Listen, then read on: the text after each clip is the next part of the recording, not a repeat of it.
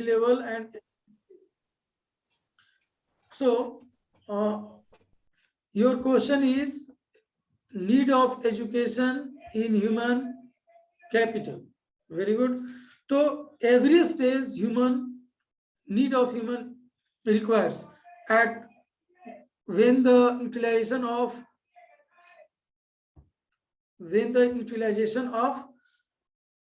factors of production, जो factors हैं, when the utilization of all machineries, human must be need. बिना human का हम किसी काम को पूरा नहीं कर सकते, काम को परफॉर्म करने के लिए human ही चाहिए, ठीक है। तो इस तरह से अब human का डिफरेंट लेवल है, यानी डिफरेंट टास्क है, तो डिफरेंट ह्यूमन स्किल की रिक्वायरमेंट होती है, नॉलेज की रिक्वायरमेंट होती है।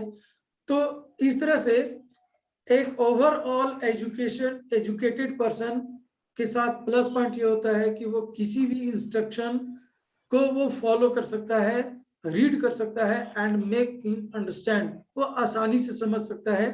तो एक अनएजुकेटेड पर्सन के कंपैरिजन में एक एजुकेटेड पर्सन या एम्प्लॉय या ह्यूमन जो है लेस टाइम में किसी टास्क को इफेक्टिवली एंड इफिशिएंटली परफॉर्म कर सकता है, ठीक है। तो एक अनएजुकेटेड ह्यूमन के कंपैरिजन में या उसकी तुलना में एक एजुकेटेड ह्यूमन या एम्प्लॉय जो है किसी भी टास्क या काम को कम समय में बेहतर तरीके से कर सकता है, यानी इफेक्टिवली एंड इफिशिएंटली। क्लियर? तो इसीलिए ह्यूमन को एजुकेटेड होना जरूरी है, एजुकेशन की रिक्वायरमेंट है, जिससे वो ज्यादा से ज्यादा काम कर सकता है इफेक्टिवली एंड इफिशिएंटली। मैंने बार एक वर्ड यूज किया इफेक्टिवली एंड इफिशिएंटली, तो आप इसका मतलब समझते हो इफेक्टिवली एंड इफिशिएंटली?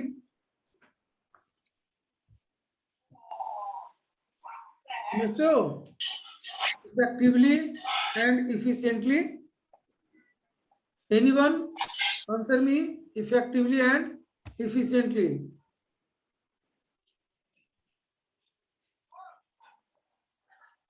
ठीक है, इफेक्टिवली एंड इफिशिएंटली का मतलब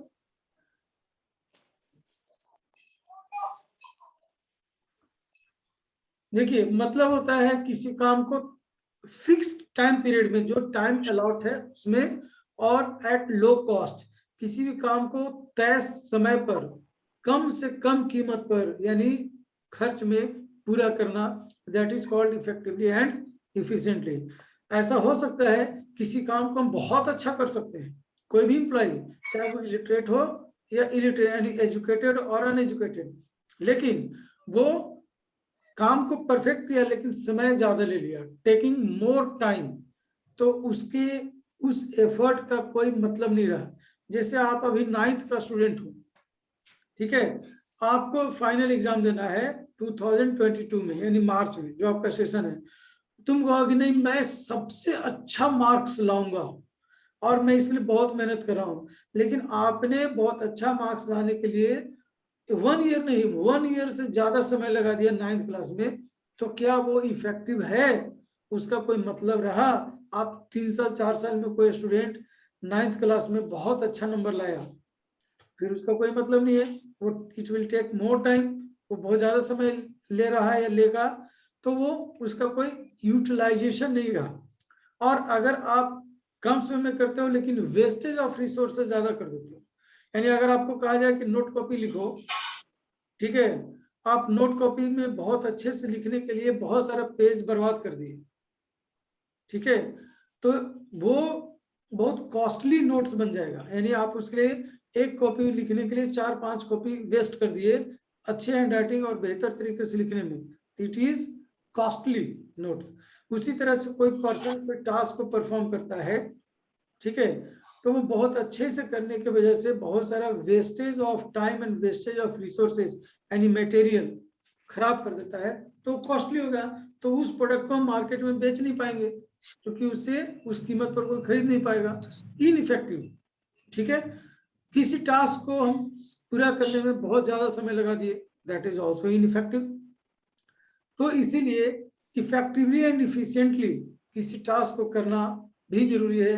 तो एजुकेटेड पर्सन जो होते हैं वो इंस्ट्रक्शन को इजी वे में समझते हैं और अपने टास्क को इफेक्टिवली एंड इफिशिएंटली परफॉर्म कर सकते हैं in comparison of uneducated person. तो इसीलिए और वो ट्रेनिंग भी जल्दी ले सकते हैं, यानी उनमें किसी चीज को सीखने की कैपेबिलिटी अनएजुकेटेड पर्सन के कंपैरिजन में ज्यादा होता है। इसीलिए education is very important for human capital. Human को कैपिटल के तौर पर, रिसोर्स के तौर पर डेवलप करने के लिए एजुकेशन या एजुकेटेड होना बहुत जरूरी है। Any more question?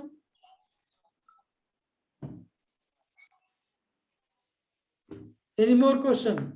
एक और किसी ने क्वेश्चन एराइज किया था।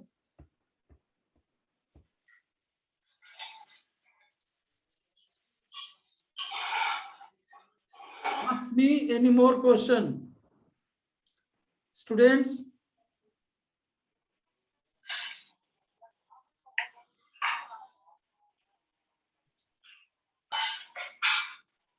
Ask me. जिस ऑर्गेनाइजेशन में अदर पर्सन है और उसमें से some person are getting leave due to unhealthy या ड्यू टू डिजीज, तो इसका मतलब जो रिमेनिंग एम्प्लॉय है उस पर एक्स्ट्रा बर्डन आ जाता है उस टास्क का। तो वो अपना टास्क तो करता ही है, साथ साथ जो एब्सेंट हुए ड्यू टू अनहेल्दी यानी हेल्थ इशू को लेकर के उसके टास्क को भी उसे ही करना होगा। तो उस पर एक्स्ट्रा बर्डन यानी वर्क प्रेशर आता है, जिससे उसकी क्वालिटी ऑफ वर्क डिक्रीज होती है, इफिशिएंसी लेवल डिक्रीज होती है। ठीक है, साथ ही साथ जो पर्सन लीव लिया ड्यू टू हेल्थ, वो फुल अटेंशन अपने टास्क पर नहीं दे सकता। यानी एक हेल्दी यानी with body and with mind, तो वो अपना फुल एफर्ट उस टास्क को करने में लगाता है। अनहेल्दी पर्सन फुल एफर्ट नहीं लगाता, जिससे quality of product, quality of service decrease होती है। तो इससे overall profitability of the organisation decrease होती है, quality, productivity and profitability also hamper. So इसीलिए उसके अगर हेल्थ ठीक होंगे तो जितने स्टाफ्स या नंबर ऑफ एम्प्लॉय रिक्वायर्ड है, सभी लोग अपने अपने शेयर यानी जो भी उसका हिस्सा है काम में वो उसे पूरा करेगा। तो टास्क जो है on time with full effort and full efficiency के साथ परफॉर्म होगा, तो उसकी प्रोडक्टिविटी इंप्रूव होती है, जिससे overall profitability of the organisation increase होता है, उसका बेनिफिट एम्प्लॉय को मिलता है, तो वो और ज्यादा इफिशिएंट बनता है। ठीक है, लेकिन अनहेल्दी होने से ओवरऑल प्रोडक्शन डिक्रीज होता है, चाहे वो सर्विस हो या प्रोडक्ट हो। इसलिए हेल्थ जो है ह्यूमन कैपिटल में एक इंपॉर्टेंट फैक्टर है। वो हेल्दी रहेगा तो वो ज्यादा एफर्ट लगा सकता है, अपना 100% एफर्ट ऑर्गेनाइजेशन या अपने काम को पूरा करने में दे सकता है। ठीक है, जिससे ओवरऑल प्रोडक्टिविटी इंक्रीज होती है, एम्प्लॉय मोटिवेट होता है वर्क करने में, वो लेबर हार्ड वर्क भी कर सकता है। इसलिए health in human capital is very important to improve the productivity of the human और human capital. With the help of human productivity in human capital, overall productivity or profit of the organization will also increase, so they can get more return in form of salary, in form of other facility from organization. ठीक है, next one is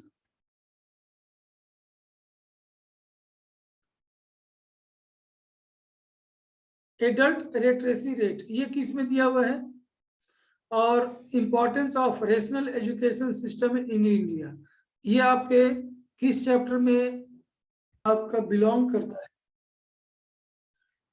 the 10th plan endeavored to increase the enrollment in higher education of the age of 18 to 23 years age group from the present 6 to 9% by the end of the plan period. जो भी plan period था उसके according 6 to 9% था literacy rate adult. Adult means whose age is 18 plus. ठीक है, तो 18 to 23 years के age group का लिटरेसी रेट 9% था by the end of the 10th plan. जो 10th प्लान था 5 इयर्स प्लान, उसमें जो इनरोलमेंट ऑफ हायर एजुकेशन में 18 to 23 इयर्स के एज ग्रुप के लोग के स्टूडेंट का या पर्सन का लिटरेसी रेट 6 to 9% था. ठीक है,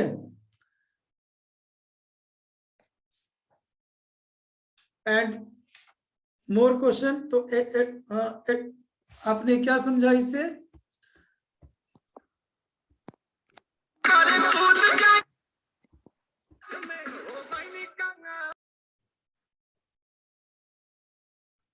विकास, कौन है विकास?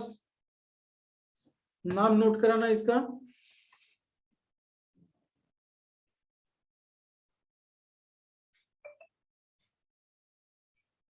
कहाँ गया विकास? इसमें विकास कौन से सेक्शन में है?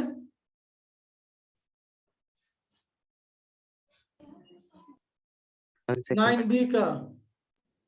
ओके, ठीक है. तो next question is literacy rate, adult literacy rate clear हुआ उमंग?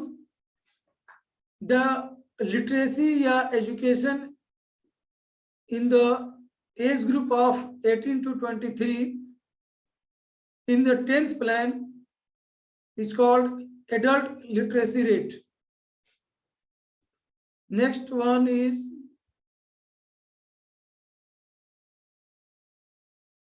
what are the causes responsible for unemployment in India? तो there are many causes, जिसमें से कुछ causes जो है आपके as per books. First one is causes of literacy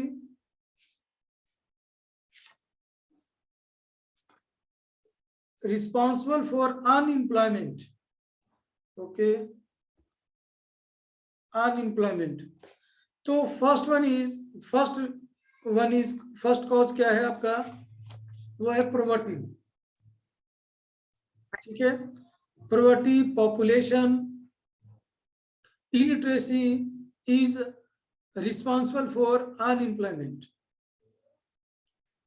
ठीक है, और British rule also, British rule, policy of British rule is also a cause which is responsible for unemployment of in India.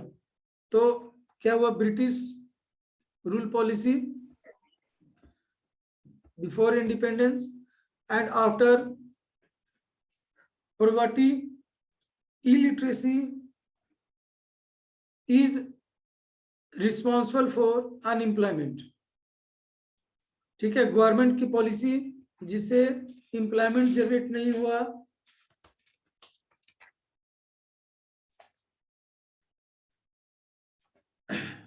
देखिए causes में है low level of economic development under the British colonial administration.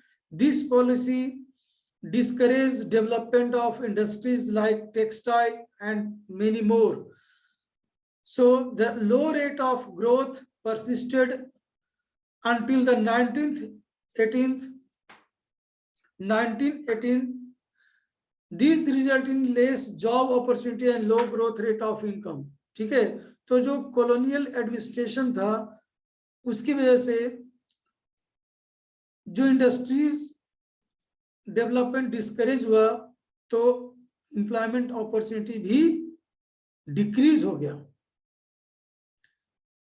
और high growth rate of population is second cause of poverty, cause of unemployment.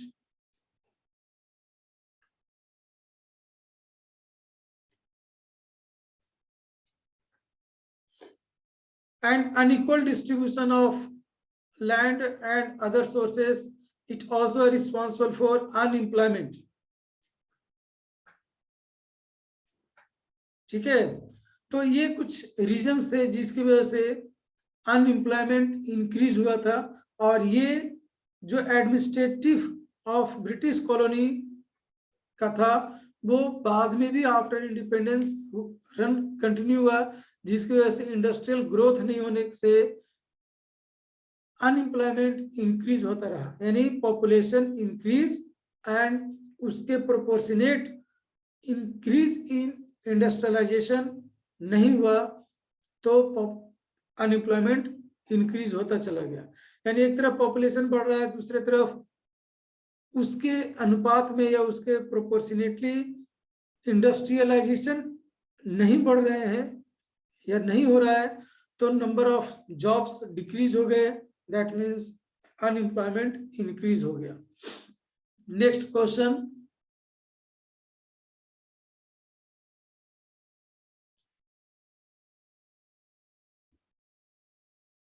Next question, any more? 6-7 minutes और है आपके पास। If you want some other question from chapter 1, 2 and 3 you can ask. Chapter 1, 2 and 3